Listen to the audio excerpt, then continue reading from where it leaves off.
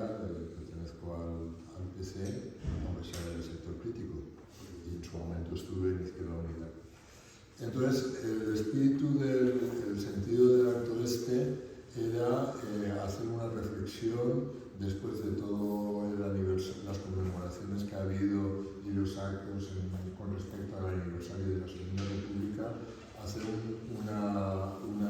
debate y una reflexión en el ámbito de la izquierda con respecto a la República, no que pasó, sino la que tiene que venir. En ese sentido, había dos elementos que han aparecido bastante poco en las declaraciones oficiales en torno al 14 de abril, que tienen que ver con la situación actual y que podríamos situar en un primer eje relacionado con la guerra que en estos momentos se está viendo en Ucrania, pero que en realidad es una guerra que afecta todas las políticas y todos los países, porque como ya se empieza a plantear, a diferencia de las guerras que vivimos, de las guerras imperialistas que vivimos en siglos anteriores, esta es una guerra de otro tipo, es una guerra que por las implicaciones y por el desarrollo que se está produciendo,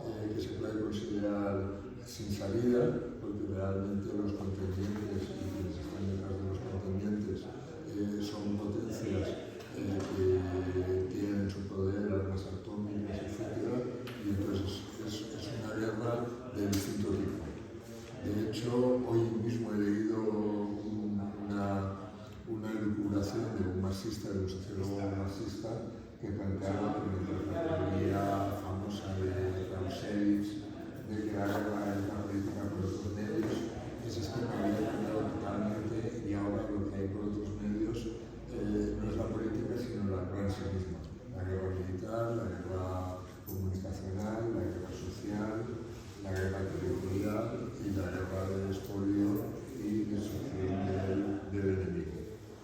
Y finalmente es una guerra que se enfrenta contra los trabajadores y los pueblos en todos los ámbitos en los que se desarrolla. Es decir, estamos hablando del continente europeo, estamos hablando de África, estamos hablando de Estados Unidos y estamos hablando del mundo. Es evidente que la perspectiva en nuestro reino de monarquía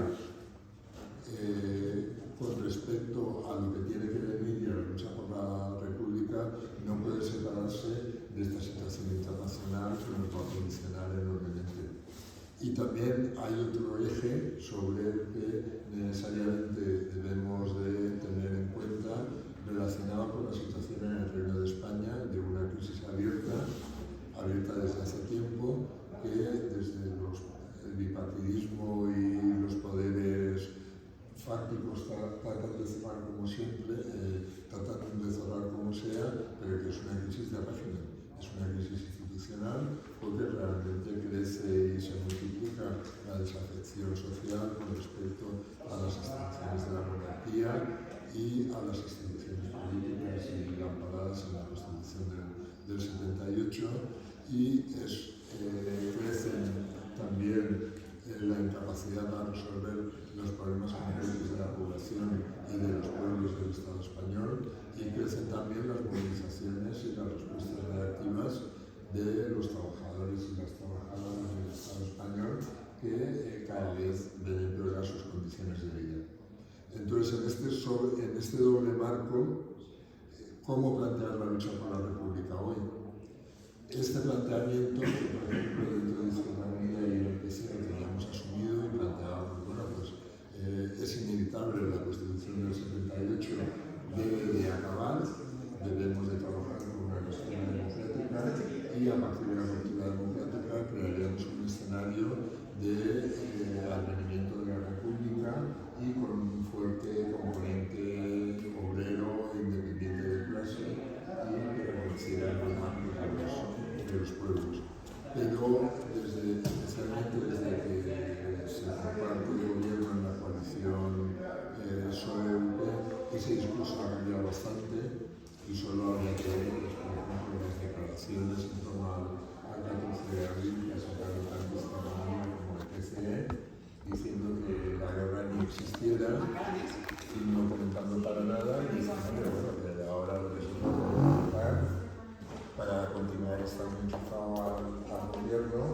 Aquí lo que se trata es no tanto de defender los intereses inmediatos y concretos de los trabajadores y los públicos del Estado español, sino de defender las políticas que se están haciendo desde el gobierno actual, porque de otro modo podría ser mucho peor, podrían instalarse aquí los fascistas y jodernos todavía más. Pero esta excusa al mal menor, sin embargo, aparta el discurso enormemente con respecto a las circunstancias de luchar por una república aquí y ahora.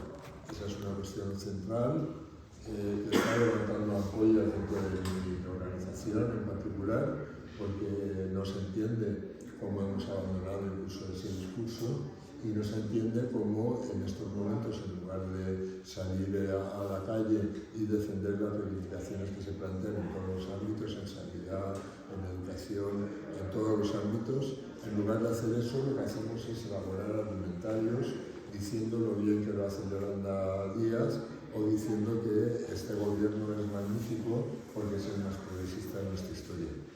Es evidente que en ese marco hay que reflexionar y hay que pensar y hay que mirar cómo debemos de trabajar por un cambio social, desde los trabajadores y los pueblos del Estado español.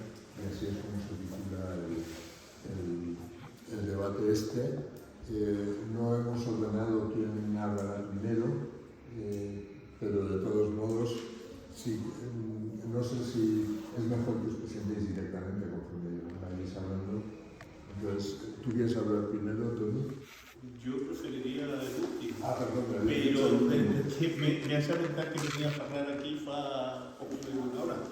Me quedo representación de ella, pero si pues entonces, si Ángel o... Buenas tardes. En primer lugar, dar las gracias por asistir a este acto de pequeño homenaje a la República. Y bueno, pues un poco presentarme. Yo pertenezco a Izquierda Republicana. Izquierda Republicana es un partido de los que formaron el Frente Popular y que luego ha seguido en la brecha junto al Partido Comunista en Izquierda Unida. Prácticamente son los dos partidos troncales que han tenido una continuación en esta plataforma que intentan un poco ser una izquierda transformadora, ¿no? Izquierda Republicana se legalizó mucho más tarde que el PC, porque sabéis que cómo surgió la transición, cómo se negoció, cómo se creó Carrillo al cambio de renunciar a ciertas cosas, pues se legalizó el Partido Comunista, esto de todos sabemos. Y Izquierda Republicana, por mantener esa coherencia, pues le costó bastante. De hecho, en las primeras elecciones no se pudo presentar, ¿no? Me viene un poco a cuento porque recientemente ha habido una declaración de una importante dirigente de Izquierda Unida, bueno, no se sabe muy bien si está en Izquierda Unida o dónde está, que no es el momento. Siempre cuando se habla de la República se dice que no es el momento.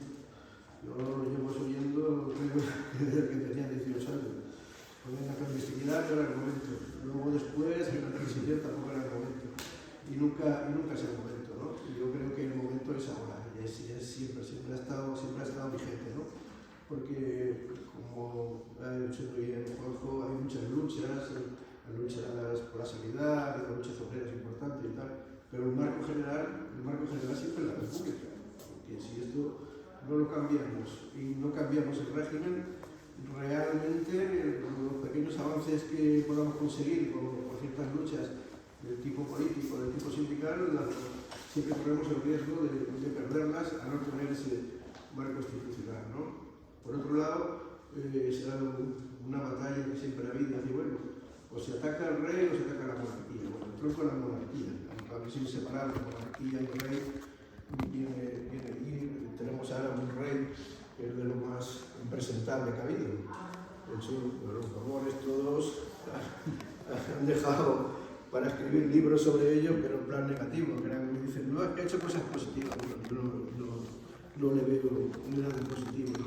Y luego ha representado también a una clase dirigente, una clase política que, entre otras cosas, siempre ha estado sometida a otra potencia, ¿no? En este caso es al imperialismo norteamericano, ¿no? El imperialismo norteamericano es el que ha dictado la política de España de la transición de aquí hasta ahora, que lo hayan disfrazado de una forma o de otra, en la que nos impuso cómo tenía que ser la transición y la que está imponiendo ahora las propias relaciones diplomáticas de España. Porque todos vemos lo que está pasando con Marruecos y eso viene claramente dictado por Estados Unidos, ¿no? Si no, no se explica lo que está pasando, ¿no? Esto me lleva un poco a hablar un poco del carácter de la República. Yo sé que aquí pues habrá de diferentes puntos de vista, pero que puede haber, yo creo que bastantes puntos de acuerdo también, ¿no? Es decir, pues está esa discusión de carácter federal, federativo, confederal. Bueno, de la izquierda republicana siempre hemos visto a la República con carácter federal y además federal no en plan, digamos, anexionista o imperialista, ¿no? Sino sin olvidar que en ese marco general incluiríamos también a Portugal, ¿no? Portugal creemos que tiene que formar de nuestro conjunto, ¿no? Está también el tema de la laicidad, de una vez por todas la separación de la religión, de la Iglesia y el Estado, ¿no? Y las relaciones de ese marco, ¿no? Yo creo que son, y luego está, pues, por supuesto, lo que he comentado antes, la dependencia que tengamos, si tenemos que pasar por un periodo que tengamos que tener cierta burguesía, cierto capitalismo, que no sea dependiente de fuera, como en este momento lo tenemos, ¿no? Luego, por otro lado, me gustaría un poco comentar lo que ha dicho de las guerras y las distintas plataformas que hay republicanas y de verdad, en estos momentos, pues, lo que tú dices, el carácter de esta guerra es un carácter que va contra los pueblos, que lo están padeciendo, los pueblos que lo están padeciendo los trabajadores. Como se decía antes, en las guerras imperialistas, en cada punta de la bayoneta hay un trabajador, ¿no? Y eso es una realidad, ¿no? Que lo estamos viendo hoy día. Y no se está aplicando, ¿no? Incluso pues, tenemos gobiernos supuestamente progresistas o de izquierdas que están con un ardor guerrero de enviar ahí armas, de poco más o menos ir mentalizándonos para que en un momento dado se envíen tropas. Bueno, es algo, y cualquiera que diga esto, enseguida ya le ponen el San Benito, que si es prorruso, que si está defendiendo a unos antes que a otros. Y realmente es muy preocupante de que no estemos saliendo a la calle a denunciar esto, ¿no? Y es una cosa muy grande, porque está implicada una potencia nuclear y es un peligro para todos. Es una guerra, como ha hecho Juanjo, que no tiene salida o tiene una salida muy difícil y puede ser incluso la avanzadilla de otra guerra que sería la hegemonía o la lucha por la hegemonía entre China y Estados Unidos, que se está hablando hoy día. Y bueno, pues el gobierno de España, pues bueno, está ahí un poco, primero, no informando al pueblo, no sometiendo a referéndum que si el pueblo español quiere enviar armas o no quiere enviar armas, porque son ya cosas delicadas, no lo somete ni siquiera al Parlamento, y bueno, está actuando un poco por su cuenta y metiéndonos en un berenjenal que nos puede servir un poco caro, ¿no? Yo por mi parte ya continúo y le doy la palabra a otro compañero. Buenas tardes, Luis, gràcies per la convidada, Josep Barberà, d'Esquerra Republicana. Algunes reflexions i després entenc que anirem comentant a partir d'elles. Jo crec que el gran problema del 14 d'abril continua sent que ens pot la nostàlgia. Moltes vegades la gent que surt del 14 d'abril, hòstia, el 14 d'abril gent del PSOE, quan ens diem vamos a conmemorar el 14 d'abril, ja diu molt del descafeinament de la reivindicació del 14 d'abril. Qualsevol persona més o menys d'esquerres, sent monàrquica avui en dia, pot reivindicar el 14 d'abril com a contrari al franquisme i per tant és bo. Però políticament no fer cap actuació que vagi en la línia de recuperar una república a nivell de l'estat espanyol. i més, ho heu deixat caure del tot, no? Vull dir, els partits que se pressuposaven republicans prèviament, o abans de presentar les eleccions, encara més abans d'entrar en un govern espanyol, la reivindicació republicana, fins i tot el color morat, no? estava en l'ADN, i això, quan estàs en un govern, pues, diràs que queda una mica més diluït. I això és un problema, perquè realment no n'hi ha cap contra, no hauria d'haver cap contradicció d'estar governant un govern en una monarquia i continuar sent república. Tu fas les teves polítiques per intentar canviar això en el moment que siga, però han decidit amagar això i efectivament el problema i el que ens venen és ara no toca i no podem fer o dir certes coses perquè vindrà l'extrema dreta. Jo, permeteu-me el paral·lelisme, és el mateix argument de el tema del referèndum de l'1 d'octubre en Catalunya. Habéis despertado el fascismo, pues si no estaba tan dormido. Igual no és culpa del que reivindica, igual és que n'hi ha fascistes, igual hem de fer aquesta anàlisi.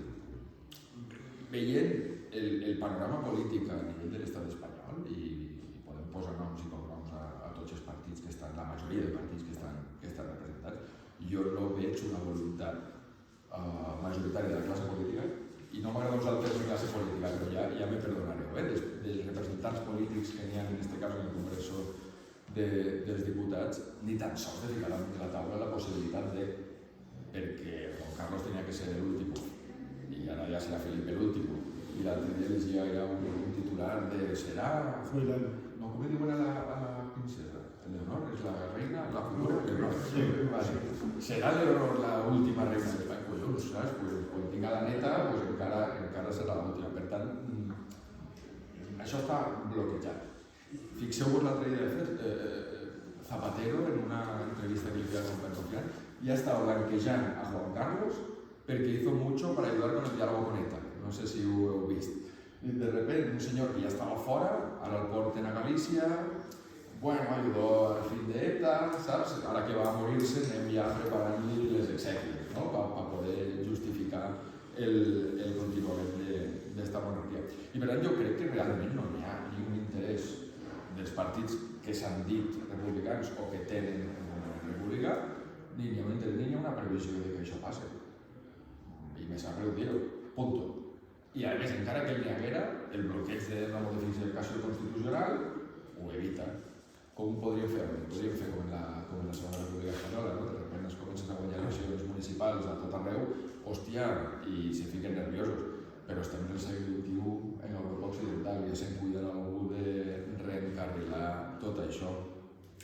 Paral·lelament, efectivament, en un moment en el que fa 4 dies, en l'eclosió de Podemos, en el tema de Catalunya, que va moure moltíssima gent al carrer, que també pareixia que feia un escac al règim espanyol, i molts pensaven que podia ser la palanca de canvi a altres territoris de l'Estat, agafant-nos ahir i dir, hòstia, si perquè no se trenqui això i volen modificar, doncs igual sortim beneficiats i podem canviar. Però ja hem vist que no serà així. Han hagut crisis de règim, però la crisi ve també en sentit contrari. La crisi de règim és Vox. I Vox és para que no canvi nada. I Vox ix perquè Ciudadanos va sortir regular. Ciudadanos és la gran maniobra de l'establishment de dir, hòstia, el bipartidisme s'acaba, anem a ficar una tercera peça en joc en els dineritos de qui toca i que facin el que consideren que han de fer. Ha fallat. Ha fallat i casualment eixe centro o centro-izquierda, perquè recordeu quan se presentaven al principi en Catalunya, ells eren de centro-izquierda, això deien, ha passat a ser l'extrema dreta, han passat a ser els nazis, i això perquè té un problema, perquè el context internacional, des del meu punt de vista, i la guerra d'Ucraïna és el gran exemple, ho heu dit molt bé, Ucraïna no és més que una peseta d'un taulell d'escacs enorme on se juga l'equilibri econòmic del món. I ja està, si els Estats Units i aledaños continuen controlant tot el que controlen, si Xina juga un paper més fort a costa de Rússia, ja ho queda Àfrica i totes les inversions xines en aquest moment. I per tant, això fa que pugen els preus, ja que us explique, la gasolina, i no estem en el carrer cremant cotxes. ni estem tallant autopistes, ni estem Vies. ni ocupant l'aeroport, ni la mare que ho ha fet. No estem fent res, teràpia del xoc. És no te maneges que igual estàs pitjor si venen els nazis. Per tant, la crisi de règim ha servit per reforçar, que el règim s'autoreforça. I qui paga tot això? La classe treballadora. No n'hi ha més. Per això, des del meu punt de vista, només serem capaços de trencar el règim del 78 des de la perifèria, entenent la perifèria de l'estat espanyol actual. Per què dic això? Els únics territoris on la gent continua mobilitzant-se, per les raons que siguen, Catalunya, Euskal Herria, Galícia. Desgraciadament així no. I desgraciadament a les illes tampoc. Però això són els tres territoris. I n'afegiré un quart, Madrid. La classe treballadora de Madrid és en el tema de la sanitat, encara que després guanyen les eleccions qui les guanya, però parlo de mobilitzacions. Les manifestacions en Madrid, per a mi, demostren que les classes extractives espanyoles, que és les que empobreixen als valencians i a la resta de nacions de l'Estat, se queden la pasta. Al final els diners van a la lonja del Bernabéu, van a les autopistes radiales, van a la Casa Real, és el que no sabem. Però la classe treballadora de Madrid està empobrida cada dia més, no pot viure, igual que no podem en aquests territoris. Per tant, si hem de fer un escac al règim, l'hem de fer des de la perifèria. I no sé quina és la via, també, no soc sincer, perquè estic reflexionant en veu alta, perquè dubto molt que puguem fer la revolució perquè estem en l'Europa occidental en el segle XXI. Ja està. I la revolució, desgraciadament, o per sort, no ho sé, això ja ho jutjarem cadascú, no se pot fer. I si ens empoderem els laterals, tranquils, que alguna cosa canviarà per que no canvia nada. Perquè entenc que els únics que entenem la república com un instrument alliberador també de manera nacional som la perifèria. Ja ho sabeu, la república pot ser federal, clar que sí, però pot ser jacobina. Vull dir, al final, quan més d'un republicano histórico de los madriles, de Castella i tal, parla de república, també parla de república jacobina. La república per nosaltres, que ho portem a l'ADN, no és que no n'hi haga rei. La república és justícia social, és laïcitat, és tot el que ha de ser. Per tant, jo sé que, i acabo, el que sí que crec que ens hauríem de plantejar tots plegats, cada vegada que s'apropa el 14 d'abril, és veure com li expliquem a la gent que commemorem una cosa que, a més, hauria pogut ser molt millor del que va ser si l'haguem deixat ser, perquè segurament Espanya no seria el que és avui si haguera continuat la república, i també seria diferent en les nacions diferents de la castellana de l'Estat. Li hem d'explicar això, però també li hem d'explicar que és un projecte de futur. Igual no hem sabut, igual és, i no ho dic perquè estem així, però ja m'enteneu, igual quan el 14 d'abril van aportar la corona de flors al cementeri de Vinaròs, a prop del meu poble, que pot anar gent del PSOE i pot anar gent que cada dia treballa per la monarquia, igual no ho hem explicat prou bé. Igual hauríem de fer alguna cosa que aquesta gent no se sentirà còmoda. Igual quan Pedro Sánchez porta una corona de flors, crec que era Mauthausen en memòria dels republicans assassinats al camp de concentració en una Rosigualda, igual no ho hauríem d'haver permès, o igual ho hauríem d'haver dit més fort. La tumba de Zanya també. A la tumba de Zanya. Imagineu-vos, no?, quina és la situació. I jo ho deixaria aquí. Mostreu també això. Encara que no és el meu idioma primer, vaig a intentar fer-ho en valencià. A veure, jo voldria... És la primera cosa republicana que fas avui. Clar, ara després parlarem d'això. Que lo hace porque puede, yo A veure, jo volia constatar que estem vivint una època de crisi econòmica, d'inestabilitat, de retrocessos, sense que se deixa una perspectiva de recuperació. I és en base a aquesta dislocació econòmica que s'alça una crisi institucional i política que afecta a Europa i més enllà. Ara mateix als Estats Units també estan en crisi, en Trump i l'altre, i el Lula apareix per ahí dient que a ver si los Estados Unidos dejan de alentar la guerra porque jo voldria assenyalar dos aconteciments que tots els que ens interessa la política pues, estem seguint. Uno és a França, on Macron, que ja ha vist com el Consell Constitucional ja ha validat la reforma de les pensions, pues ha tingut que decretar-la per la nit i utilitzant l'article 49.3 de la Constitució francesa que li dona al president tots els poders. No fa falta que se vote a l'Assemblea Nacional perquè està perdut, i com sap que allí va perdre, doncs ho decreta i això és legal.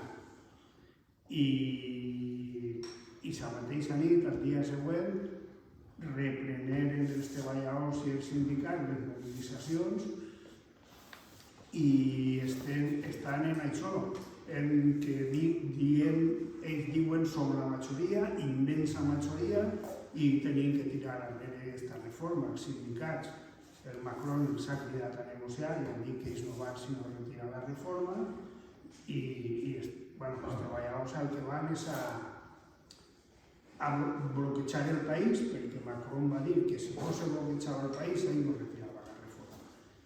S'aconseguirà o no s'aconseguirà? No ho sabem, però en qualsevol cas el que està damunt de la taula és la crisi de la Quinta República, on està qüestionat el president de la República, el Consell i la Constitució, que permetís que una persona que només escolta els especuladors i els capitalistes faci aprovar una llei per damunt de l'Assemblea Nacional i en el país mobilitzat en 13 vagues o no sé quant. Alemanya,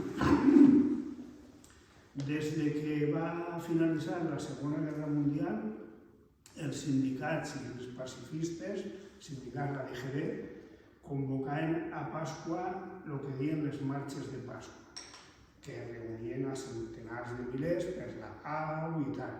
Ara, este any, els Scholz, que és socialdemòcrata, els Verds i els liberals, han fet un pressupost extraordinari de 100.000 milions d'euros per armament. I estan enviant armes i estan alimentant la guerra. Una guerra que, per una altra part, a Alemanya l'arruïna, perquè no poden comprar gas a russos, tenen que comprar-lo als Estats Units, que és més car. L'economia alemana està, la inflació està escandalosa pel que allí és la inflació, que està en el 8 o el 9%. Bé, tot això ho fan perquè la OTAN és qui mana. La OTAN es diu, igual que el Pedro Sánchez, más dinero, más armas, más. I ahí estan alimentant la guerra.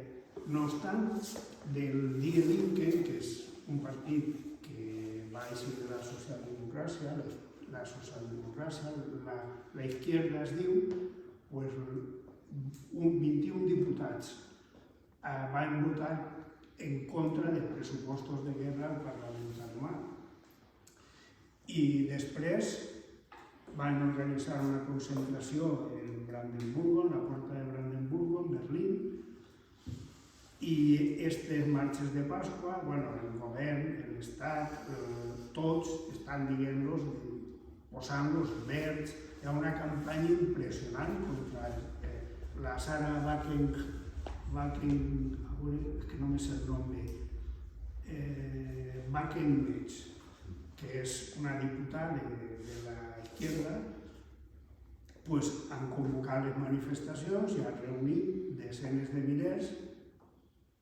La direcció dels sindicats en contra, no tots, alguns ja va... estan dividits. El cas és que continuen la mobilització i continuen la lluita. En tot cas, és una crisi política impressionant que partís al dia que veurem en què queda. Així les coses venen d'una altra manera, perquè les manifestacions de defensa de la sanitat pública a Madrid, a Andalusia, les vagues, estan per tot arreu. La defensa de les pensions, la CUESP i els pensionistes en general han aconseguit que les pensions se pugen el 8,5%.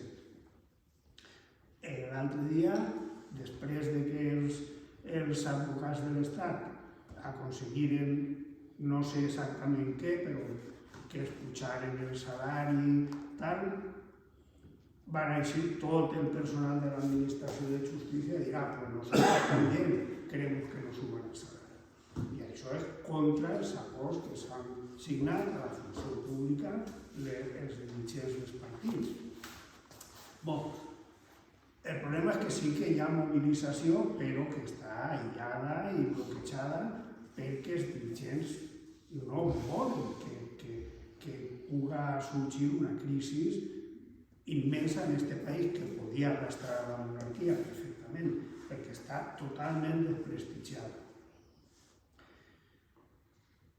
Igualment, hi ha la lluita, continua la lluita dels pensionistes perquè el que està aprovat en la llei, per cert que va ser una esmena d'Esquerra Republicana de Catalunya, que se faci l'auditoria als comptes de la Seguretat Social, perquè el Tribunal de Comptes espanyol ja va dir que s'havien furtat no sé quants mil milions d'euros de la Caixa de la Seguretat Social i els comerços, entre els 70, no me'n recordo exacte.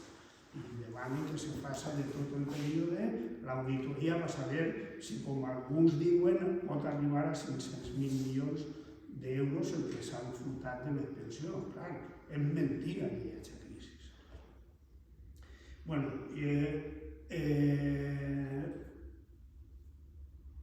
així, què passa? Pues que hi ha una política dels dirigents que, així com a França, perquè els han arrastrat els treballadors o perquè tenen una altra tradició o pel que siga, estan convocant assemblees, convocant vagues. Així, una guerra. D'on és la? No passa res, no s'han de menjar ningú. Guerra. Els salaris han perdut un 6% de poder adquisitiu? És igual. Anem a negociar convenis del 3 o del 2,5%. Bueno, això no té per què ser sempre així, depèn de la mobilització per baix, inclús de la crisi. Jo diria que el govern, més en eleccions, comença a dir que la política social que nosotros hacemos. Yolanda Díaz, ministra del Trabajo, ni se ha cargado la reforma laboral ni nada. Lo único que ha fet és transformar l'empleo precari en empleo fixe, a tiempo parcial, a fijo discontinuo. Per exemple, segons Sanitat, en 2008 se treballaven 680 milions d'hores setmanals. Al 2018 eren 629 milions d'hores treballades setmanals i al 2022 630 milions. És a dir, que estem com just abans de la pandèmia i, per supost, més enrere de l'última crisi esta de las viviendas hipotecària esta, el govern Zapatero va anar a Zapatero i després el PP, salvaren els bancs i els donaren desenes de milers de milions que ningú ha tornat i es dona igual, no se'ls reclama. És a dir,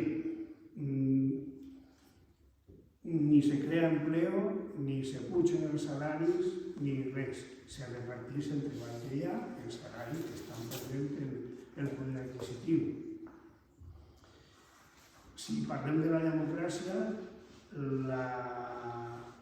la llei Mordassa està en peu i ningú pensa ja tocar-la.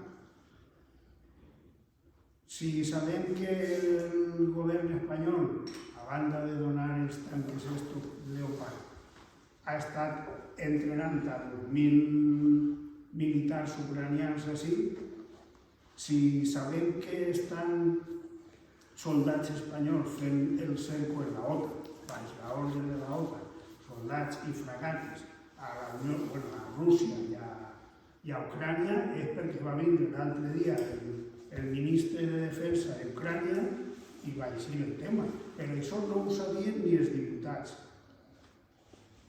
Quina democràcia és això? I ara l'OTAN està exigint que se doble el gasto militar a Espanya, gasto militar que no n'hi ha per a escoles, no n'hi ha per a sanitat, no n'hi ha per a res. Jo voldria, per una altra banda, abans de continuar, la guerra militar, i en tots costats va ser igual, va acompanyar de la guerra social, va acompanyar de la falta de democràcia. Jo voldria acabar en un parell de coses, millor 3. Primer, és clar que contra la guerra hi ha que mobilitzar-se.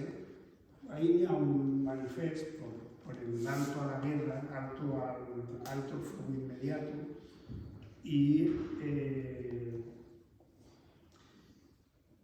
por el alto fuego inmediato.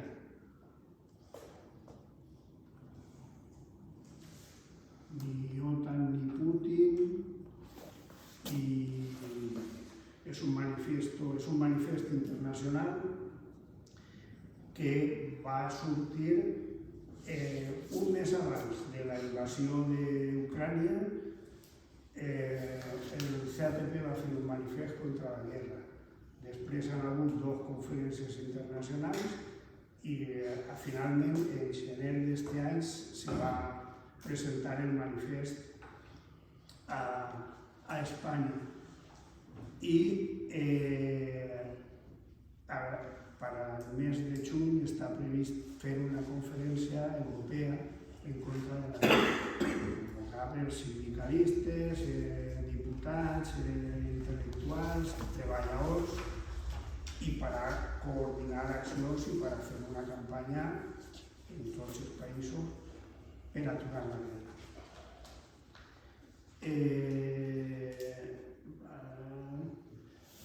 Així tenim un altre problema històric. Jo no sé, a França té la seva història, però a Espanya està clar que hi ha alguna que ha estat pisotejat contínuament i és el dret dels pobles a decidir. En Espanya, si no se dona, i no és una qüestió d'Espanya, però tot arreu, però en particular, si no hi ha dret d'autodeterminació pels pobles, no hi ha democràcia i no hi ha possibilitat de resoldre el tema de les nacionalitats.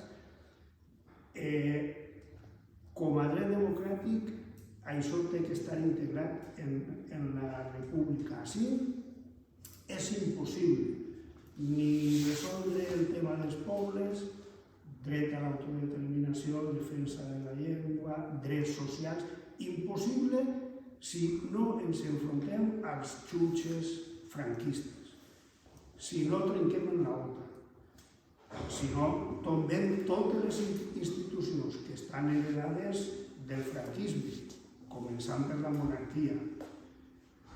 Està clar que això hi ha que organitzar-se, hi ha que preparar-ho, perquè no sabem si així quin dia pot rebentar la cosa. Bé, volia dir que tenim que començar per mobilitzar-nos contra la guerra. Jo el dia dilluns que ve crec que hi ha una manifestació, una concentració contra la guerra i en la plaça de la Verge. Ostres, si hi ha algú que té capacitat de convocar i convocar, doncs anem, i no hi ha problema. L'únic problema que hi ha és que ni el PSOE, ni el Partit Gran, ni Podemos, se mullen en el tema, al contrari. El PSOE diu, no, viva la república, però el tio viva la república però bona cosa de diners que donen les armes, bones escamotades que donan a OTAN y al Biden y aquí. ¿Cómo quieres hablar de la República cuando estás matando, estás colaborando con la masacre que están preparando allí, que están haciendo allí? Bueno, está claro, desde el meu punto de vista, la República té que arreglar les reivindicacions socials, pressupost, defensa de les pensions, de la sanitat pública, de salaris, etc. I té que arreglar el dret dels pobles a l'autodeterminació. La meva perspectiva és una unió de pobles. Una unió de pobles lliure, que vol dir que si un poble, el que siga en un moment determinat, no vol formar part de la Unió, doncs va i ja està. El dret a l'autodeterminació inclou, si el poble ho decidís, el dret a la separació. Dic això perquè, clar, una república com la Quinta República Francesa, doncs no la volem. Va canviar un rei per un president que inclús pot tindre més poder que el rei, doncs això no ho volem. Volem una república de treballadors, de pobles, que defensa les llibertats, dic totes les llibertats i els drets socials i dels treballadors. Acaben això, El dia 6 de maig, que és dissabte, farem una trobada estatal, el CATP, per discutir aquestes coses. No a la guerra, la defensa de la sanitat, les pensions, etc. I, per supost, obrir la perspectiva des de les nostres forces per la república, ja perquè és incompatible la democràcia i els drets socials en la monarquia i les institucions hereditàries del franquisme, l'exèrcit, etc. L'església, algú ho ha dit, están quedándose con todo, van y matriculan a su nombre cualquier cosa. Y no pasa nada, no se puede. Luego dicen, no, sí, mira, el pisito este sí, no. ¿Esto qué es? Vull dir, ja que si se vol, claro, no, és que hi ha dues opcions, algú ha dit, el mal menor, és a dir, continuem com estem, fins que la gent se cansi, si veu que ningú li fa cap, passa de tot, o ens ajuntem i puntem i posem les fites a una organització dels treballadors i dels pobles per la democràcia, que és la república. Ja està, molt bé. Doncs crec que em toca a mi, no? Bé, jo soc Antoni Infante, de Decidir, i estic aquí en substitució de Zaya Guidú, que era la companya que havia de venir, però lamentablement ha tingut un problema, una indigestió i estava malament. M'ha trucat i dic, bé, vas jo i com a mínim farem un debat. I com que jo normalment me vaig apuntant coses per als articles que algunes persones vos envien, els articles que publiquen, per exemple, l'últim sobre el tema de la Revolució Francesa actual, si alguna persona no l'ha llegit, vos lo recomano, perquè està bé. Faré 2 o 3 reflexions al respecte del tema republicà. Però primer, dues qüestions. Una, vivim dins del règim del 78, que és continuador del règim del 39. I els avaladors fonamentals del règim del 78 són els partits polítics que van pactar la transició postfranquista, o del franquisme, però també els seus herdeus que d'una forma o altra no l'han qüestionat. I ahí tenim un problema i això hem de reconèixer-ho. I hi ha organitzacions actuals que es vanten de ser alternatives però que formen part d'aquest pacte del 78. Això és un problema que no és. La segona qüestió també, arran del que deia Blas, i és, el problema no és que no tinguin capacitat de convocar una concentració massiva, de convocar una concentració a la plaça de la Mare de Déu en contra de la guerra o en contra de tantes coses, i que no vingui el PSOE o Esquerra Unida o Podem o qui vulgui. El problema és que no vinga la gent, que no tinguem... I ahí, en ese problema, hem de pensar no només en l'alienació i que els altres ho fan malament. Hem de pensar que nosaltres també, la gent que sí voldríem que vinguera molta gent, segurament hauríem de fer les coses d'una altra manera. Perquè si ho fem i ho repetim i tornem a repetir-ho i sempre passa el mateix, doncs alguna cosa no acabem de fer bé, perquè se suposa que tenim raó. No? Bé, entrant en el tema de la república, jo crec que de tots i totes conegut que la tradició republicana a l'Occident comença a té el seu origen en l'antiguitat grega i romana, sobretot la grega, i que en els segles VI i VII abans de la nostra era va ser resultat d'una feroç lluita de classes que va esdevenir com a resultat d'això unes repúbliques molt concretes i molt limitades a un sector de la població concret, però d'ahir ve la nostra tradició. I era la resposta política a les necessitats d'autogovernar-se d'unes comunitats autoconstituïdes en ciutats-estat, que tenien un etos cultural, és a dir, havien anat desenvolupant una cultura entesa de la manera més ampla, com a forma de viure. Cultura és tot allò que no és natura, és tot allò que es pot transmetre d'una generació a la següent. No? I aleshores, des de l'etos cultural de cada ciutat-estat se van anar evolucionant i en algunes d'elles van arribar a la conclusió de que la forma republicana era infinitament superior a la forma monàrquica o aquelles que estaven regides per tirans. No? I d'ahir ve. Aquestes repúbliques, per a la majoria de la població d'aleshores, no eren molt millor que les monarquies o que les tiranies. De fet, s'afectaven positivament a una minoria de la població. Per exemple, les dones eren considerades animals que parlaven i la major part del poble era esclau, que havien esdevingut esclaus per herència de les lluites que havien perdut els seus avantpassats en la lluita de classes en els segles VI i VII abans de la nostra era. Jo crec que convé retindre això. I aquelles repúbliques convivien en l'esclavatge, en l'esclavitud, convivien a les dones que no tenien cap dret, els mateixos drets que els animals, i convivien en la dominació militar d'unes envers altres. És a dir, els tres pilars de les dominacions històriques les tenien. Aquestes idees de l'antiguitat clàssica van passar després a Roma, etc. I a nosaltres van passar sobretot a través dels àrabs, i després, en l'edat mitjana, van anar evolucionant fins a arribar a l'edat moderna, quan apareix el que es diu el ius naturalisme, o el dret natural. Què és això?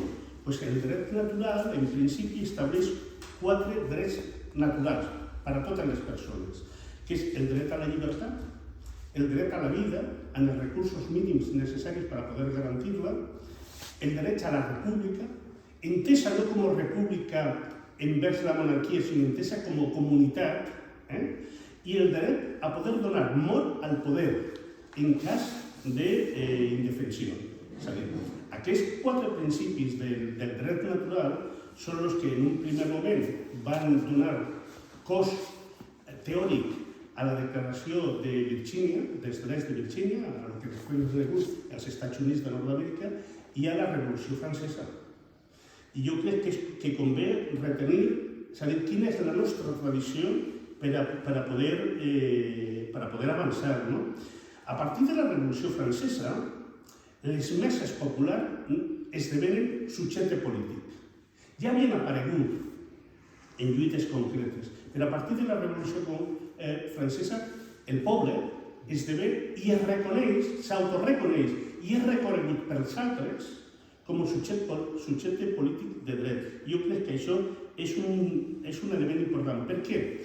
Perquè arran d'aquest fenomen polític ens autoreconeguem que tenim dret a construir un etos cultural, una escala de valors, una forma de pensar alternativa a la que té l'oligarquia, la monarquia, etc. Explique? És a dir, si no estem autoconstituïts com a subjecte polític, no podem construir aquest etos cultural, la base teòrica, la base cultural, la forma de vida, per a poder anteposar el nostre projecte al projecte dels que manen, de la classe dominant, siga monarquia, siga oligarquia o fins i tot siga una república, com pot ser l'actual francesa, que allí tota la gent le diu el monarca, diuen a Macron és el monarca, o sigui la República dels Estats Units, per exemple, en aquests moments, l'imperialisme més assassí que ha conegut la història de l'humanitat. Rousseau estableix quin és el principi fonamental de la República, que era la llibertat ciutadana. Sense llibertat ciutadana no pot haver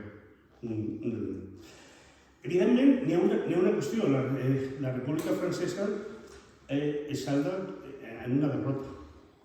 És a dir, va haver una derrota, van assassinar els líders revolucionaris, va haver una massacre al Camp de Mars, tot això ho explica en l'últim article que comentava, i no va poder mantenir el poder popular.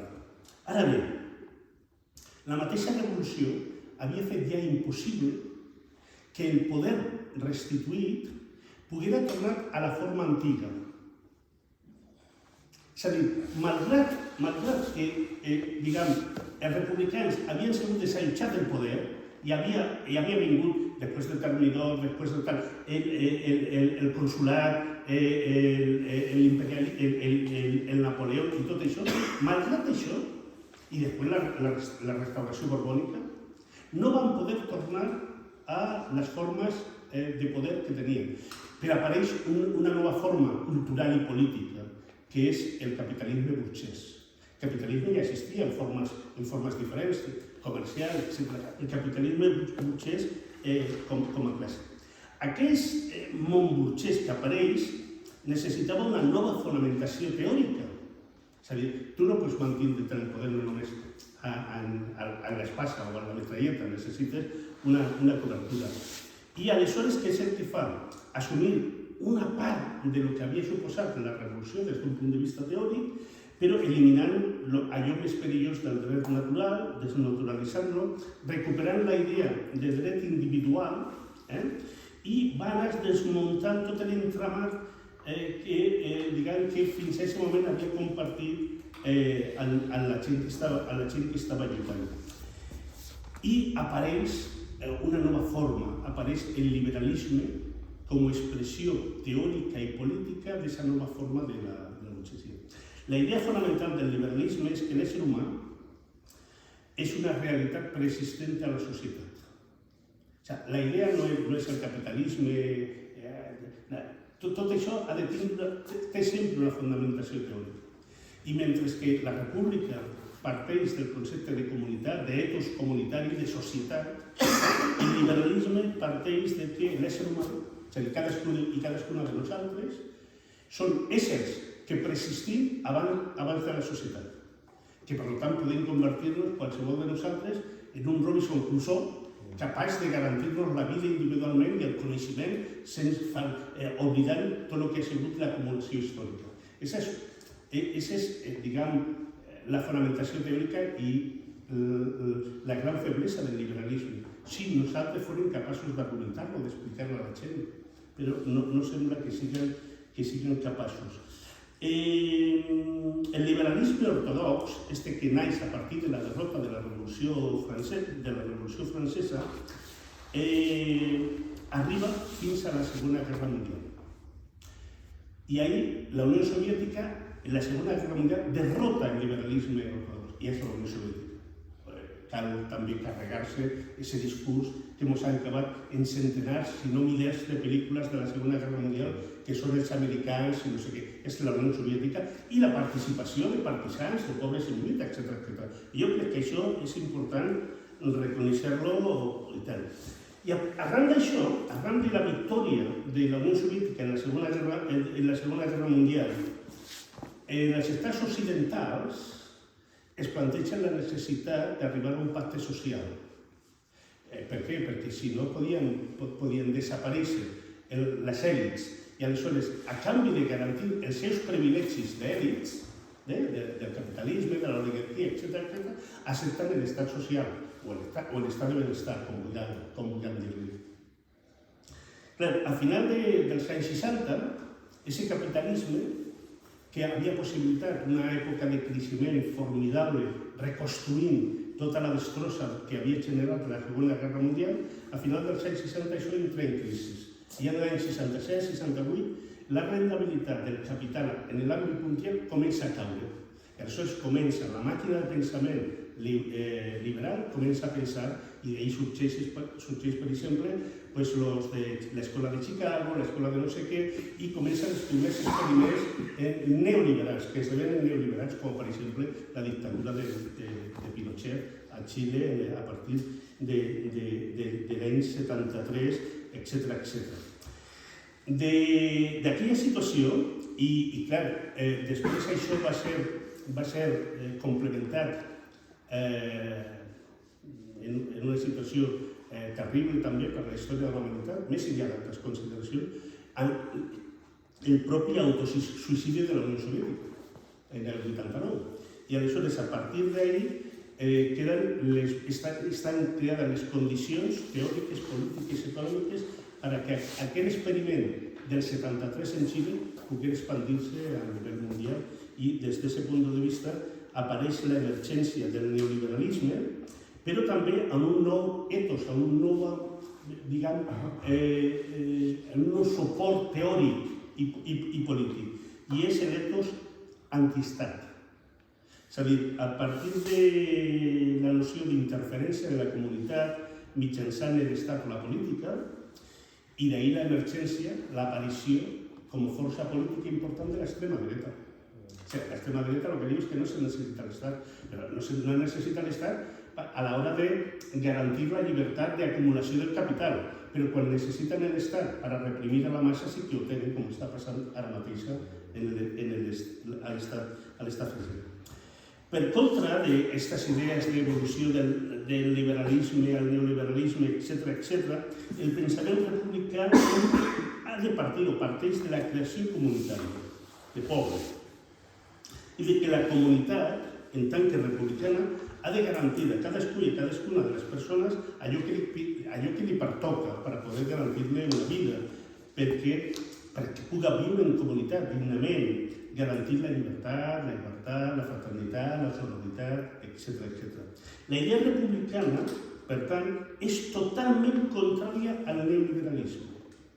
Però el liberalisme, o el neoliberalisme, no pot fer marxa enrere a unes formes capitalistes que ja no existeixen.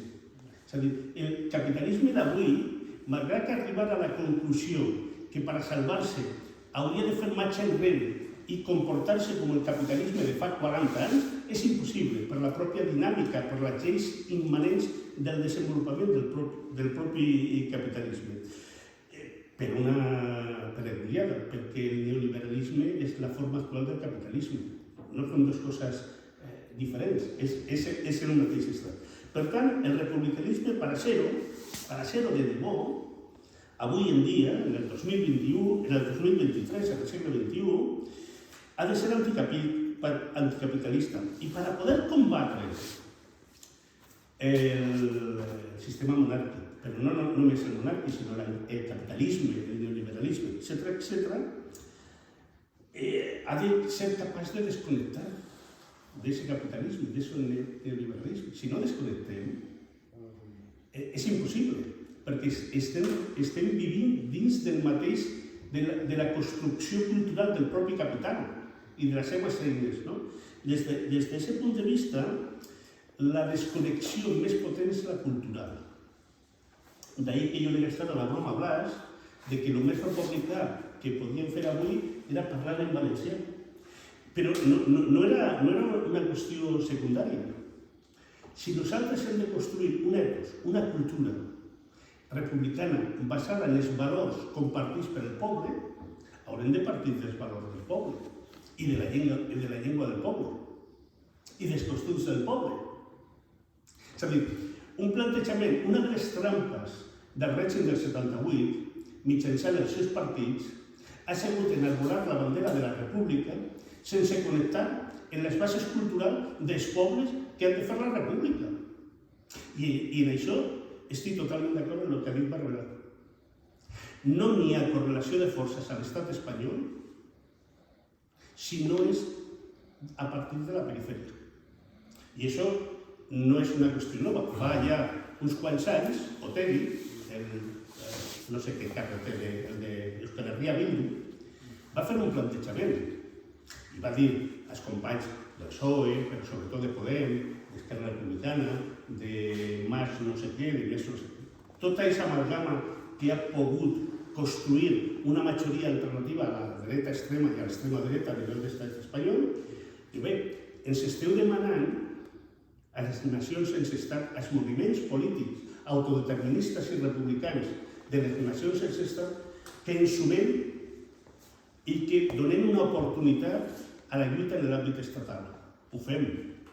Però quan arribem a la conclusió de que, malgrat això, no hi ha correlació de forces, haureu de tindre l'honestedat de donar suport a les lluites autodeterministes i republicanes dels nostres territoris. I ara estem en eixes. És a dir, a Catalunya, a Euskal Herria, a Galícia, com a mínim n'hi ha massa crítica, a Madrid, que deia el company, possiblement a Canàries, des d'un punt de vista de subjectivitat i de potencialitat, també n'hi ha potencialitat al País Valencià, com a potencialitat, no dic que existisca, com a potencialitat. I aleshores hem de plantejar-nos que el trencament del règim del 78 és previ al conflicte, a la forma monarquia o república.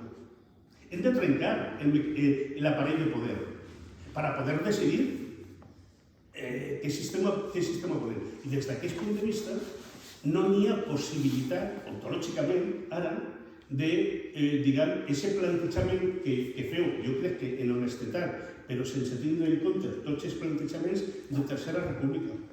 Això esdevindrà o no en funció de que hagin trencat primer el règim del 78. I per trencar-lo, el que necessitem és donar suport als processos independentistes de Catalunya i d'Euskal Herria i anar potenciant el propi procés d'autocentrament en el País Valencià. Des d'aquest punt de vista, per exemple, jo crec que cal ser solidaris des del País Valencià amb les persones que reivindiquen la República, la Tercera República Espanyola, però solidaris si a la vegada és gens. Perquè jo vull solidari en la Tercera República, però vull que tu seguis, i tu, solidaris en la República Valenciana, que és la que podem construir des d'aquí. Des d'aquí no podem construir una altra. Des d'aquí la millor aportació que podríem fer al procés revolucionari, el que siga, és construir la nostra pròpia república. Evidentment, aquí al País Valencià, per això dic que n'hi ha possibilitats subjectives. Quan se fan enquestes sobre monarquia o república, aquí encara n'hi ha majoria republicana. El que passa que això és molt tou. És a dir, que una persona diga que se sent republicana vol dir que està disposada a eixir al carrer a defensar-la? No. És a dir, vol dir que no eixirà? Tampoc. Vol dir que en aquests moments té el grau d'autoconsciència de que se sent republicana, de que no se sent monàrquica. Punt.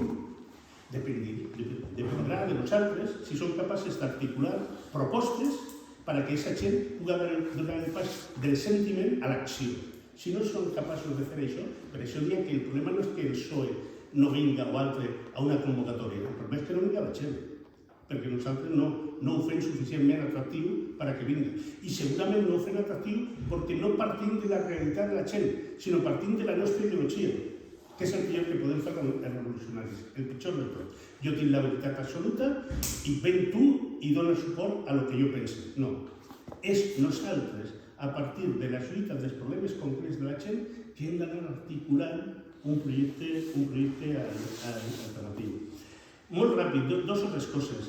Al País Valencià hem sentit la brutalitat borbònica com els que més.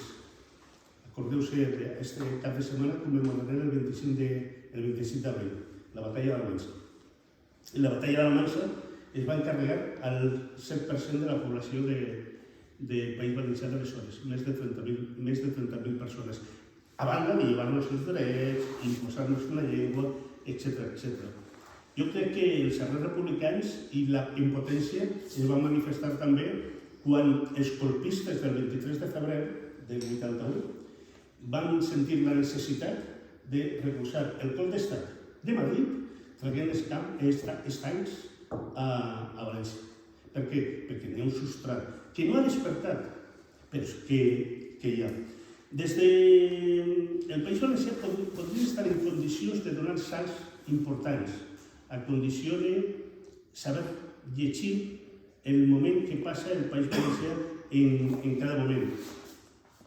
Nosaltres, jo crec que podem fer molt de republicanisme sense anomenar-lo, sinó simplement els valencians i els valencians no tenim rei. Perquè el rei que tenim sempre ens ha estat imposat. No té cap legitimitat davant de nosaltres. I per últim, i en això acaba, en una qüestió és que he anomenat d'alguna manera el Blas, Àngel i Juanjo, i és en analitzar els canvis geopolítics que s'estan produint en l'àmbit internacional, importantíssims. Però això vol dir que s'obrirà una finestra d'oportunitat per a la República al País Valencià o a l'Estat espanyol? No necessàriament. La finestra d'oportunitat que va representar la guerra del 14 al 18, la Primera Guerra Mundial, aquí la va utilitzar la burgesia comercial, sobretot, per enriquir-se, per als pobles en absolut. I la finestra d'oportunitat que se va obrir després de la derrota del feixisme a mans de la Unió Soviètica després de la Segona Guerra Mundial, aquí nosaltres estàvem en ple franquisme en la fase més dura. És a dir, que cal seguir en tota la tensió del món els canvis geopolítics que se donen, sobretot perquè els nostres projectes puguem incardinar-los en aquesta nova geopolítica, en aquesta nova correlació de forces, saber on estan els amics i els enemics, o el neutral, saber-ho. Però no esperar que la geopolítica mundial solucioni els nostres problemes. Això no ha passat mai i no passarà. En fi, fins ahí la meva intervenció.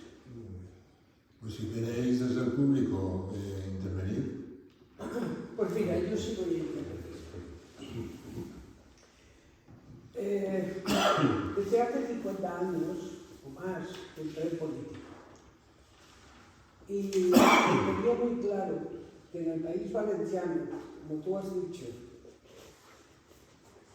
éramos republicanos, luchábamos por la república, combatimos contra la monarquía, dijimos no dentro del PSOE, era militante en aquella fecha en el PSOE, hasta que tiramos a Felipe, claro, y luego Felipe nos tiró a nosotros, las cosas hay que decirlas con una claridad meridiana.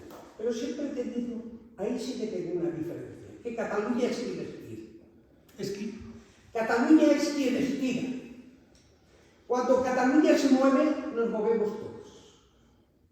Así como en el País Vasco no estiraba de nosotros, porque la situación, primero menos habitantes, y luego cuando se utilizan las pistolas, todo el mundo sabe que se mete la policía dentro y al final los atentados no terminan siendo de los militantes, sino de la policía.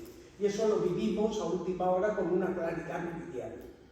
Pero en el momento que Cataluña estira del País Valenciano y nos movemos todos. Y eso lo digo con una claridad meridiana. Creo que se ha cometido un error en estos momentos y se lo dije directamente al compañero de Esquerra Republicana. Tenía que saber, se lo dije aquí en Valencia cuando lo vi, tengo un respeto tremendo por su persona, le dije tenías que haberte pronunciado contra la guerra.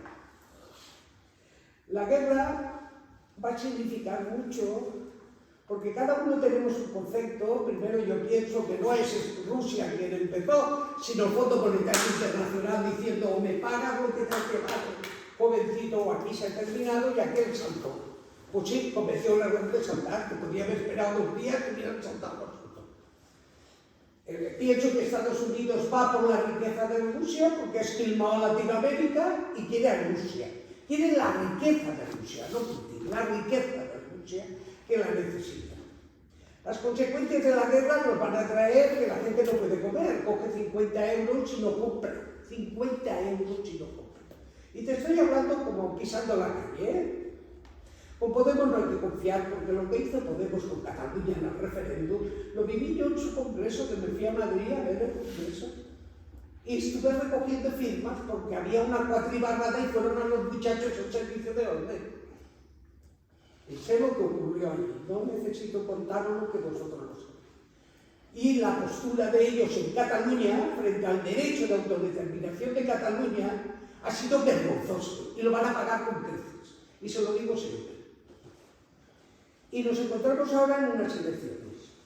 Es cierto que si los partidos, para mí, Si los partidos tradicionales ganan es porque el golpe de Estado no está muy cerca de Franco, no por otra cosa. No tienen política. Van a echar las elecciones todos sin política. Observad una cosa. La única movida que han pegado ha sido vivienda para jóvenes y para mayores. La única movida. El único proyecto que se ha presentado en una situación que yo la conozco porque montamos entre otra compañera y yo, montamos defendiendo la vivienda pública y ahí os invito a venir, a todos. No vamos a intervenir nosotros, pero sí los que han hecho la ley de vivienda aquí. Los tres políticos del Botánico, los que se presentan. El día 3 le he conseguido el local de la UGT porque era más grande y porque además había que estar en su terreno. Para ganar, métete en el terreno de ellos. Y ahí es donde vendrá. Y he convocado una asamblea que empezaréis a ver los carteles por todo el centro histórico y fuera del centro histórico, convocando a la asamblea a los vecinos que están y aquellos que han solicitado vivienda, que sabéis que los documentos no lo dan. Pero es un escándalo. Quiero que sepáis que la lista de gente pidiendo viviendas es un auténtico escándalo que han tenido que salir desde Madrid hasta aquí, desde el País Valenciano, en Chimo Puig, diciendo vivienda pública para todos, porque hay una cosa que todos sabéis, que la gente ya no puede vivir. Los alquileres han subido de tal manera que solamente contrarresta la bajada de alquileres que haya vivienda pública. Lo único, y eso es el ABC de cualquier militante como yo, que estoy por la República, pero mi camino es el socialismo, eso lo tengo claro. Eso lo tengo claro, no hay que se conoce. Ya os lo podéis imaginar cómo estoy hablando. Por lo tanto, el día 5 se ha convocado ya tengo las cartas todas hechas al presidente de la Generalitat Valenciana. Compromís, Podemos, la asociación de vecinos, exacto, ya me han contestado que también, o sea, ellos van a intervenir, la asociación viene invitada. Esa es la única política que en estos momentos tienen. No se atreven a hablar de la guerra, les da vergüenza porque no saben por dónde salir. No hay discusión política. Es un placer escucharos a todos. Se habla de política, se dice más o menos lo que se tiene que hacer. Han cerrado las puertas. El PSOE ha cerrado las puertas durante este tiempo. Por el compañero, volví de nuevo, pero ya como lo que soy, no se me callar a nadie.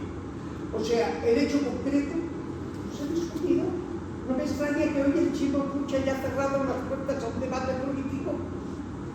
Con la prensa, os estoy diciendo lo que está pasando, que lo habéis leído todos exactamente igual como yo.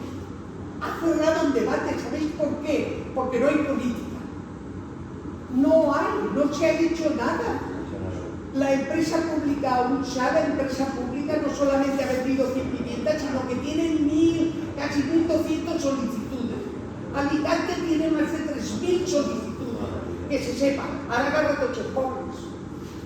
Ahora agarra coches pobres. La única postura que han salido todos defendiendo eso. No podía hacerlo, podía haber venido aquí, que sé que los compañeros nos habían cedido el local, pero nada, en casa de uno, la asamblea en casa de uno, y todos aquí. Eso es lo que nosotros vamos a hacer, y pienso que todos vosotros podéis acompañarnos a que nos dieran explicaciones cómo y de qué manera. Los hemos convocado diciendo, habéis aprobado una ley, ahora venid y explicárnosla cómo la vais a desarrollar. Porque a veces el suelo público, financiación pública. En cooperativa, en asociaciones, todo, pero el suelo público y financiación pública. Y alquileres a razón de los salarios. Que nos pidan alquileres que han subido en esta aprobación, han subido en el alquiler. Esto es lo que está pasando. No hay política. No han discutido política. O sea, no han explicado lo que es el concepto, lo que está pasando, lo de Doña Ana. Nada. Van con el librito tapado. Van. El compañero me mira y se ríe, pero es que van así. Yo no sé estáis viendo. Ya te vas a sentir en otra ocasión. Es que las cosas son así, os estoy explicando porque lo estoy viviendo.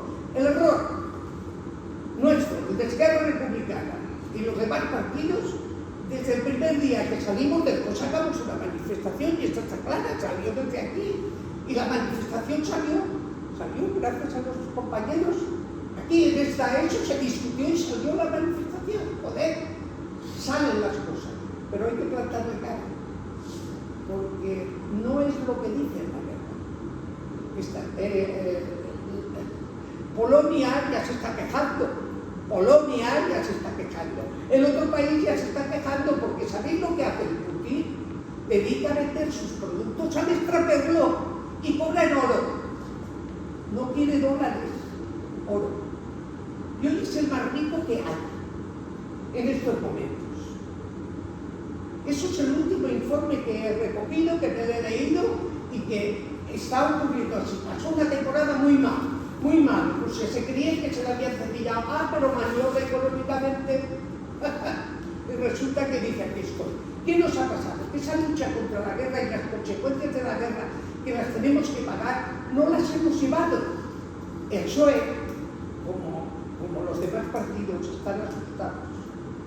Porque saben que la gente se puede quedar en casa y no ir a votar. Este es el problema. Y ahí es donde tenemos que salir nosotros. La gente se quedará en casa y no irá a votar. Y si salen, será porque tenemos la Revolución Española, la tenemos ahí, el golpe de Estado de Franco está cerca y hemos vivido muchos en nuestras familias, hemos vivido esa contradicción, sabemos lo que es perder la libertad democrática, que no nos podemos mover, por eso no han quitado la ley Mordaza, por eso no han quitado tantas cosas. O sea, la ley Mordaza no la han tocado precisamente porque es un método para detenernos. Hoy le contestaba a un compañero y termino. Le contestaba a un compañero que me ha dicho que le han puesto en las prácticas eso de la lucha que llevan entre los dos campos de fútbol, en Madrid y en Barcelona, se ha encargado a Cataluña. Y le he contestado, querido camarada, Cataluña siempre le han impuesto eso. Desde el golpe de Estado de Franco le impusieron eso. Acabaron con su gobierno. Los 3.000 trabajadores que entraron por esa comisaría, que nadie sabe qué ocurrió. Liquidaron a Andrés Nin, que tampoco sabemos dónde está ni enterrado. Digo, y ahora les aplicaron el 155 y dicen, cuidado, si vuelves del extranjero, haremos lo mismo que hicimos con el presidente de la Generalitat Catalana de Artana. Esto es lo que está ocurriendo. Le he contestado, no me ha contestado ya. Ya va fresquito para contestar a los demás. Esto es lo que pienso. Combatamos, termino, combatamos, estaré con vosotros. No tengo nada que decir que no esté de acuerdo con vosotros. La República y una constituyente que responda frente a los intereses de aquellos de los trabajadores, de los que no tienen para vivir y que nos dejen de pronto maravilla. El presidente del Barça va a señalar. El presidente del Barcelona de fútbol y la Federal. No es que le llegaran dos hostias, aunque la gente allí sabía y sabe más de verdad. La realidad es que la gent hi ha milers i desenes de milers de persones que no poden accedir a la vivienda perquè tenen un salari miserable, perquè el banc està pujant els tipus d'interès, cosa que ve del Banc Central Europeu i de la política capitalista, que diu que hi ha inflació que la crea la mateixa guerra i que és una manera d'ells agafar les rendes dels treballadors. És un traspàs de rendes, la inflació. Aquesta és una realitat. I hablar sobre la ley de la vivienda famosa, jo no me l'he llegit, però és el que diu la PAC, el sindicato de inquilinos y no sé qué. Y el que digo es que así no me ha vivienda social. Todo tal esta democracia no hay vivienda social. Y que lo que está luchando les hipoteques, la gent s'embarca. Quin és el problema? Pues el problema és que el govern, que és del PSOE, que debería estar en contra de la guerra, està a favor de respetar els drets dels grans propietaris de l'illa, dels bancs. Són incapaços, encara que siga de nacionalitzar 2.000 milions. Incapaços. Què passa? Si no t'enfrontes als bancs, als grans propietaris, no hi haurà vivenda social, no hi haurà lloguer barat. I aquest és el gran problema que tenim. Clar, i contra això què fas? Pues lluitar i organitzar. Perquè el problema... sempre. Clar, sempre. Perquè Ara no n'hi ha... S'ha perdut aquesta manifestació massiva que teníem fa anys. Ara ven 4 a la plaça Ciutadament. Però hi ha que començar... Algo passa. La gent s'ha tornat indolent. Els dirigents estan en contra de la mobilització. Tenen por de que els arrastren o que se trenquen. I aquest és el problema. Jo tinc una altra perspectiva respecte a els pobles. Marx deia que el motor de la història és la lucha de classes. I arriba un moment, els capitalistes tiren els feudals, destrossen l'estat feudal i munten el seu estat. En un lloc serà monarquia i en un altre república. Da igual, és un estat que es fan ells per defensar els seus interessos. I els treballadors no tenen cap solució que no siga trencar aquest estat. En este cas nostre, la monarquia. Però clar, la lluita de classes no pot ser només la lluita de treballadors. No hi haurà república ni catalana ni res si no és per la unitat dels treballadors i dels pobles. En qui te tens que recolzar? En els treballadors de Madrid, de Galícia, d'Andalusia, que estan contra la monarquia, que estan per defensar totes les llibertats, perquè ells no tenen res que perdre per el dret d'autodeterminació. Llibertat per als pobles també. Si no ho fan seu, és difícil. És a dir, el problema està en com passar d'un estat en el qual la gent no participa a un estat que participa. I aleshores, la solidaritat està molt bé, però això es limita molt. Ha de partir també d'aquesta mena d'egoisme en el qual les persones lluiten, fan solidaritat, però lluiten en primera persona. I la dominació sempre s'ha produït en 3 nivells. El nivell de classes, indubtablement, però també el tema de la dominació patriarcal i el tema de la dominació territorial, en les seves formes imperialistes, colonialistes, neocolonialistes. Si no lliguen aquestes 3 coses i no participa la gent en primera persona, en sentir-se de cada territori, difícilment tu pots aconseguir que la gent vingui per una qüestió genèrica. Mira, i acabo, i disculpa que t'ha tallat allà. Per exemple, aquí en el tema de la solidaritat, en el tema de la lluita contra la guerra, aquí hi ha hagut debats inacabables sobre si calia donar-li suport o no a Rússia. Debats inacabables per al tema aquest. Quan és molt més fàcil, si els russos en aquests moments, segurament fins i tot per a la gent que vulgui fer-li solidaritat, no necessiten la solidaritat. Aquí el problema és en com ens afecta la guerra als pobles d'ací i a nosaltres i després en contra d'aquella eina que ens sotmet, que és l'OTAN. En volta de tindre clar que aquí el tema, la forma de connectar amb la gent és contra la guerra i contra l'OTAN, aquí hi ha hagut debats immensos que m'imagino que tots i totes haveu participat sobre que els vols són uns... Però molt bé, això deixem-lo per als grans debats teòrics entre nosaltres. Però per a la gent hem d'anar a coses molt concretes. I, per exemple, com està dient la gent en contra de la guerra en Alemanya, a França, al Regne Unit, etc. Contra la guerra i contra l'OTAN, contra la guerra i contra l'OTAN. i són manifestacions massives. Aquí hem introduït l'element de que els bons són aquells, perquè geopolíticament, bé, aneu a fer la mà en tot el respecte del món. Fins i tot, si teniu raó, fins i tot, aquesta solidaritat no serveix per res, perquè és una cosa, és a dir, molt testimonial.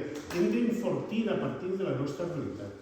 Disculpa, una explica ja tenia. No, jo anava a dir, home, es tracta de solidaritat, evidentment, però es tracta de que la guerra és un desviament de pressupostos públics a l'armament, a les multinacionals. I no hi ha sanitat i no hi ha educació. Per això estem contra la guerra, perquè no estem desenvolupant el gasto militar, per gastos parasitaris de l'Estat. Estem perquè els diners vagin a les qüestions socials. I això és mobilitzar-se contra el govern, un govern que va de prou, però que es clava en la guerra, que retalla, que no toca ni un interès ni de les multinacionals, ni dels bancs, ni s'atreveix a defensar els drets dels pobles. I aquest és el problema. Hi ha que mobilitzar-se contra aquest govern. I tenim que les direccions majoritàries estan en el govern. Aquest és el problema. Lo de més, mira, se pot discutir si uno o l'altre o no sé què. Contra la guerra, contra la inflació, contra els retalls socials. Perquè és el mateix. I això és el que hi ha que fer.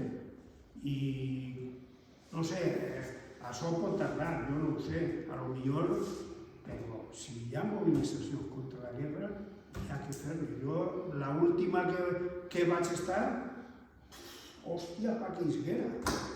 Hòstia, pa que haguera una manifestació contra la guerra en 3 plataformes contra la guerra.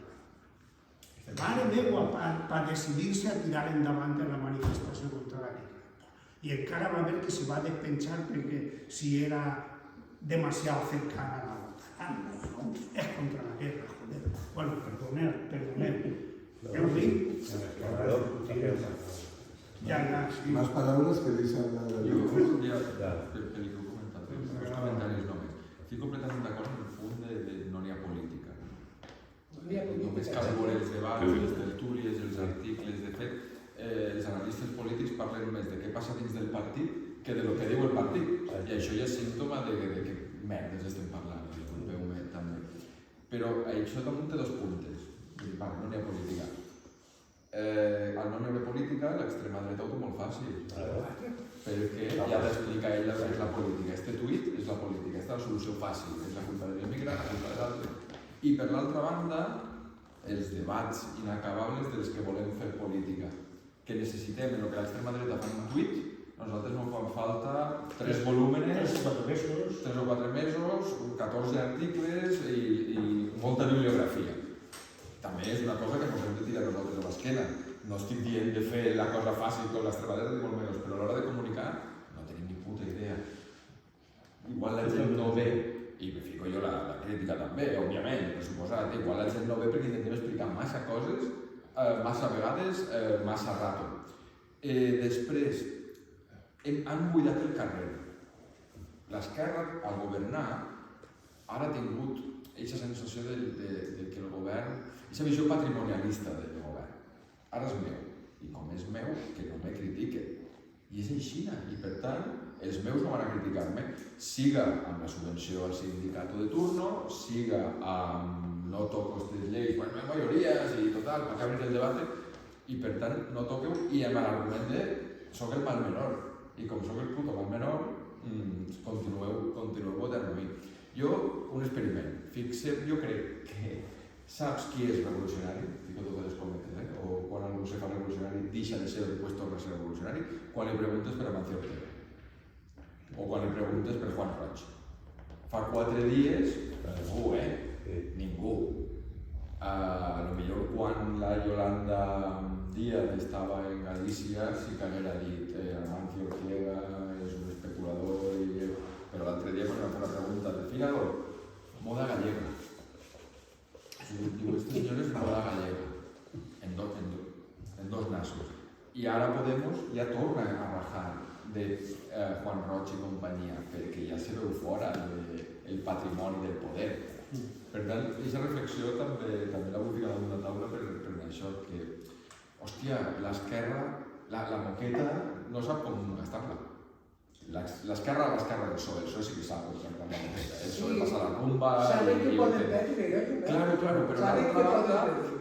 l'argument és jo estic en el poder per a canviar les coses, vull continuar al poder, però per continuar al poder no vull canviar les coses, no fora cas que acabi sense poder. Ostres, és horrible. Per tant, hi venen eleccions, cuidao. I m'ha agradat molt el plantejament de sentar a la gent de l'assemblea perquè expliquen que no. Exacte, i davant de la gent, que és l'única manera en la que un polític el ficaràs. I ja està, Antes. Bueno, y agradecer a Infante la exposición que ha hecho del origen republicano del sistema político y un poco más reciente lo que está relacionado con lo que fue la Segunda República, sobre todo, no más que la primera ya se que tuvo un carácter federalista, pero no pudo desarrollarlo.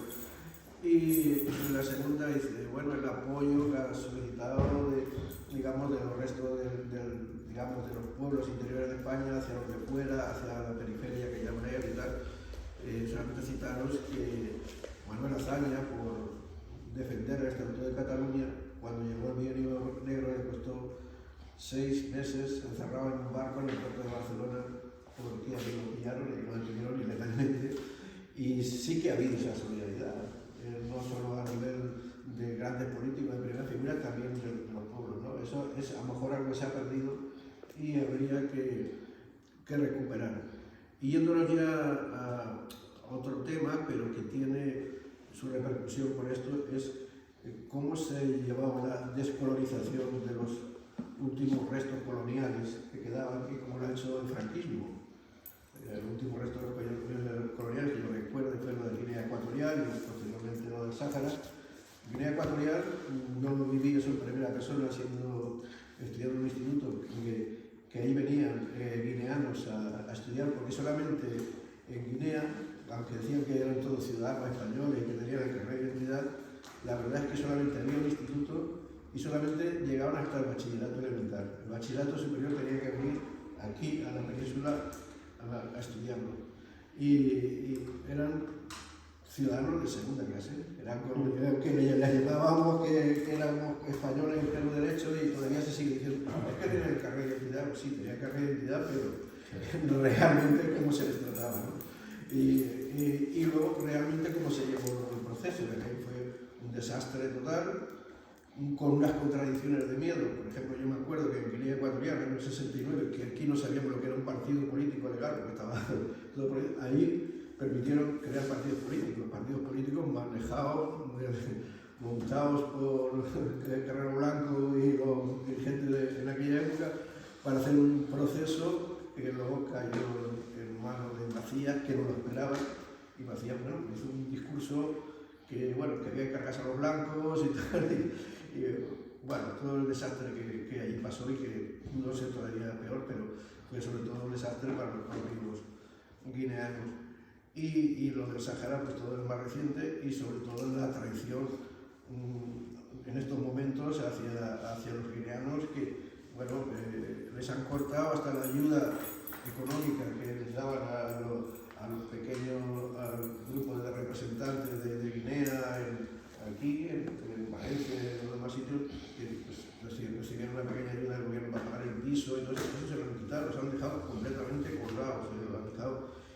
Y bueno, es una política es hasta cierto punto inexplicable. Hoy han empezado a explicar que eso era porque Marruecos va a impedir que las masas emigrantes lleguen a España, no sé qué, es chantaje. Si tú cedes a un chantajista, pues te van a chantajear todavía más. Y el rey de Marruecos es un chantajista, ¿no? Bueno, pues ahí las tenemos, ¿no? También en ese tema, que yo creo que este gobierno, como muy progresista, lo está resolviendo de la peor manera posible, ¿no?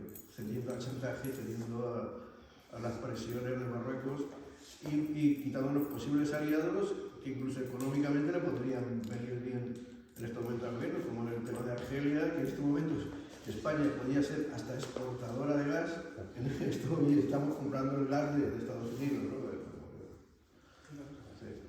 Una cosa, quiero recordar una cosa, y es que el franquismo, yo recuerdo bien los años 70, no había ningún problema entre los derechos de los trabajadores y los pueblos, éramos todos juntos contra Franco y todo el mundo esperaba que se respetara el derecho, es así, que se respetara el derecho a la autodeterminación. Después nos vendieron democracia por monarquía y autonomía por soberanía. No era exactamente així. Sí que n'hi havia la lluita contra el franquisme i tot, però hi havia lluites diferents. Te recordo que, per exemple, la primera intervenció militar d'ETA en el 68, en el descargament del tren i el carregar-se de manzanas, aquell, te recordo que Catalunya estava en l'Assemblea Democràtica de Catalunya, en un programa de 4 o 5 punts, on determinava l'autodeterminació. És a dir, malgrat que lluitaven tots i totes contra la dictadura, es feia des de plans ontològicament diferents. Per què? Perquè la lluita fonamental era una lluita contra la dictadura, contra el franquisme, però també hi havia un projecte que no era exactament el mateix. I si mirem l'evolució, resulta que precisament allà on hi havia projectes autòctons propis, connectats, la capacitat de mobilització i política d'aquests pobles han avançat. Jo crec que ahí simplement hauríem de fer un pensament. No es tracta de no col·laborar, de no ser solidaris, totes les vegades que facin falta, però hem de partir de la nostra pròpia realitat.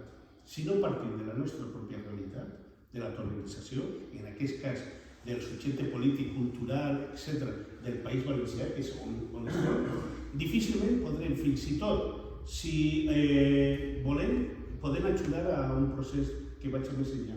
Difícilment. Feu pensament. No es tracta de renunciar a res. Es tracta simplement de... Esto es como un puzzle.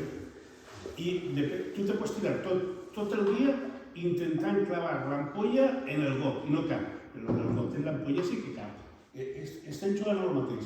Doncs fem un pensament en aquest sentit i mirem com podem anar articulant-lo també. Yo jamás. Yo quisiera decir, nada, me ha gustado la introducción de cada uno de vosotros y decir que todos vosotros tenéis la razón. Es evidente. Vosotros dijéramos que seríais los que luchasen, los luchadores por la libertad, los verdaderos libertadores, ¿no? Del pueblo en general, ¿no? Y, a ver, y que en este momento lo que es la transición del año 78, vosotros estáis, dijéramos, en contra, ¿no? En parte, cómo se ha ido sucediendo. Pero hay que verlo de otra manera. Mi manera de ver es diferente. Hay que apoyar esa transición para poder mejorarla. Porque aplicar lo que es la República a la actualidad y combatir es dividir a la sociedad. Lo veo desde ese punto de vista. Y él está ocurriendo en Barcelona y ha dividido prácticamente al Estado. Y yo creo que es más fácil el que se sienta republicano como un sentimiento, porque al final estás reivindicando el amor sobre tu pueblo. Lo contrario a eso es el odio. No sé si me entendéis.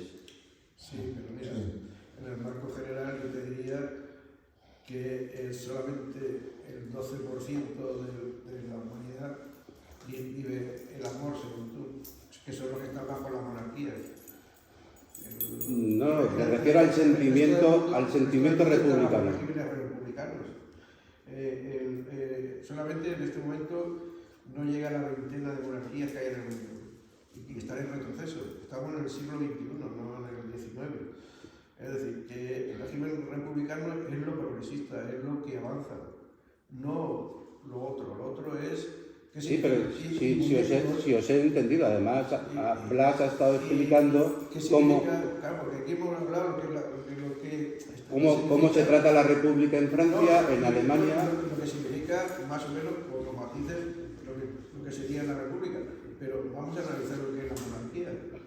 La monarquía, que es oscurantismo, reacción, Es que me estás dando la razón. Claro, Claro, pero es que me estás dando la razón en ese sentido. Sí. Quiero decir que el sentimiento es de amor. La República porque estás sobre... Y lo contrario es el odio. Entonces, como estamos en el plano constitucional que tenemos, no podemos estar en contra de eso porque estaríamos ofreciendo una resistencia. Si me permitís, tengo que cortar porque nos hemos comprometido. El chico que está Sí, bueno, se ha ido, me he quedado lo último, me he quedado yo mezclado, Jaime, que yo. lo último sería proponer un proceso constituyente para poder avanzar. No está mal.